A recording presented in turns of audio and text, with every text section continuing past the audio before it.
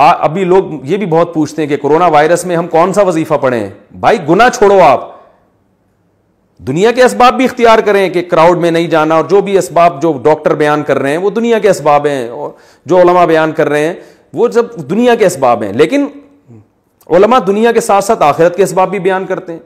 آخرت کے اسباب یعنی کورونا وائرس کے جو دینی اسباب ہیں وہ کیا ہیں؟ رسول اللہ صلی اللہ علیہ وسلم نے فرمایا جب کسی قوم میں بے حیائی آتی ہے تو ایسی ایسی وبائیں آئیں گی کہ تمہارے باپ دادا نے کبھی سنی بھی نہیں ہوگی. تو کورونا کی وبا سے اگر اجتماعی سطح پہ بچنا چاہتے ہیں تو اجتماعی سطح پہ بے حیائی سے بھی توبہ کرنی پڑے گی. وہ کرنے کے لیے تیار نہیں ہے. صبح شام فون آ رہے حضرت کوئی وظیفہ بتا دیں, کوئی وظیفہ بتا دیں, کوئی. ابے تو چھوڑ دے, ایک گناہ تو چھوڑ دو بھائی. تم 100 گناہ تمہاری زندگی میں ہے تو اس وبا کی وجہ سے ایک صرف تو توبہ کر لینا. اے اللہ میں یہ 100 گناہ کرتا ہوں, ان میں سے ایک کو اپنی لسٹ زندگی سے نکال رہا ہوں, شاید اللہ کچھ رحم کر لے. گناہ ایک بھی چھوڑنے کے لیے تیار نہیں ہے. وظیفوں پہ زور لگایا ہوا ہے, ہر کام میں وظیفہ چاہیے ان کو. میں وظیفوں کا منکر نہیں ہوں, لیکن یاد رکھو کہ جو چیز جس چیز کا سبب ہوتی ہے نا, اس سبب کو ہٹانا پڑے گا آپ کو. جب تک وہ سبب زندگی سے دور نہیں کرو گے وہ مصیبت نہیں ٹل سکتی.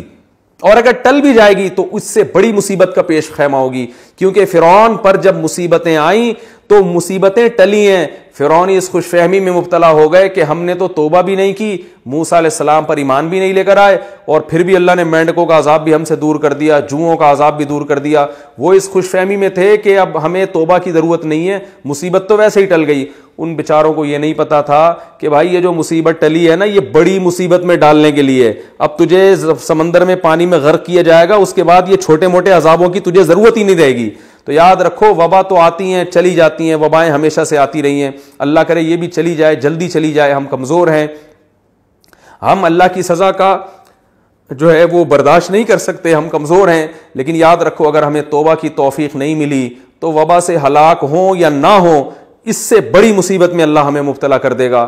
اور اگر ہمیں توبہ کی توفیق مل گئی, پھر بے شک اس وبا میں ہم ہلاک ہو بھی جاتے ہیں, شہادت کا بھی اجر ملے گا, اور اصل کامیابی تو آخرت کی کامیابی ہے. تو پھر مرنا ہمارے لیے بچنے سے زیادہ قیمتی ہے.